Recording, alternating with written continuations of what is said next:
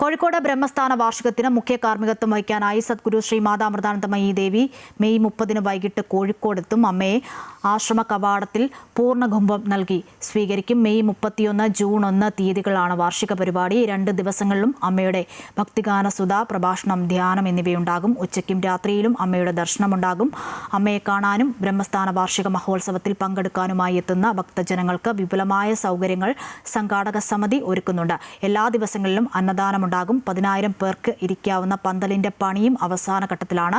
2 ദിവസങ്ങളിലും ബ്രഹ്മസ്ഥാന ക്ഷേത്രത്തിൽ ഉദയാസ്തമന പൂജ, വിശേഷാൽ പൂജകൾ നടക്കും. 31 രാവിലെ 7 രാഹുദോഷ നിവാരണ പൂജയും ജൂൺ 1 രാവിലെ 7 ശനിദോഷ നിവാരണ പൂജയും നടക്കും. മെയ് 28, 29 തീയതികളിലാണ് കലവറ നിറയ്ക്കൽ.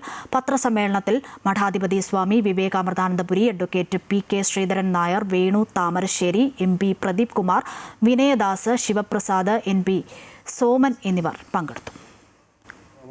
ശാസ്ത്രീയ സംഘങ്ങൾക്ക് അതിൽപ്പെട്ടവർക്ക് സാരി നൽകാറുണ്ട്.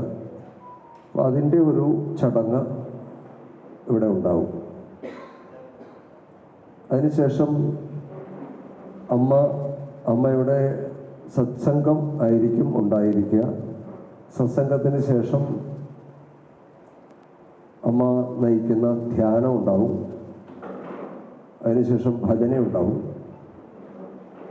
ഭജനയ്ക്ക് ശേഷം ഏകദേശം ഒരു 2 മണിയോടുകൂടി അമ്മയുടെ ദർശനം ആരംഭിക്കും.